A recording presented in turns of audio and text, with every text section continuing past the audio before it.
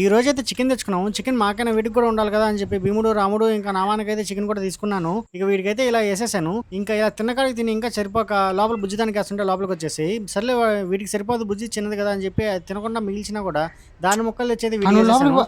పో. నాకు పెట్టింది వెళ్ళిపోయాడు. వాడికెందుకేస్తా అని చెప్పి ఇది బయటకి గొడవకొచ్చింది. ఏయ్, ఇంకా ఇయ్యే తన్నుకొని తింటా ఉన్నాయి. ఇది పోయిందంటే దీన్ని కూడా తినేస్తాయి. అందుకని చెప్పి దాన్ని లోపలికి పంపించాను. కాలుతో ఏం తనలేదు. అదైతే వీటిపైకి గొడవకెళ్తుంది.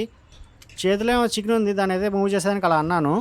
ఆ తర్వాత ఇలా ఒక కొమ్మ అయితే కిందకి ఎలాడుతా ఉంది. సర్లే ఈ కొమ్మని కొట్టేయడం ఎందుకు? పైకి పెడితే కొద్దిగా కొమ్మ లావైతే అది పైకే ఉంటది కదా అన్నట్టు ట్రై చేశాను. ఇలా రాయి అయితే పైకేసి కొమ్మనైతే లాగేశాను. లాగేసి ముడేశాను. పక్కన అంకుల్ కూడా హెల్ప్ చేశాడు. కాకపోతే ఇక్కడ వచ్చిన సమస్య అంటే ఈ పక్కన అంకులోళ్ళే ఇక్కడ కొద్దిగా హౌస్ వర్క్ చేసుకుంటున్నారు. అలా హౌస్ వర్క్ కోసం వాళ్ళు జేసీబీని, ట్రాక్టర్‌లని అయితే పిలిపించుకున్నారు. ఫైనల్‌గా మనం ఎంత కాపాడినా ఆ రోజైతే దానికి ఆ చెట్టుకి కష్టమే వచ్చింది.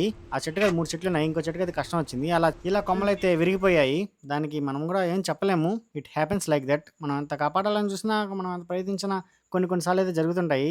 ఇలా మీకెప్పుడన్నా జరుగుంటే కామెంట్ అయితే చేసేయండి తెలుసుకుంటాను. అలాగే సబ్స్క్రైబ్ కూడా చేసేయండి. ఫాలో చేయడం అస్సలు మర్చిపోకండి.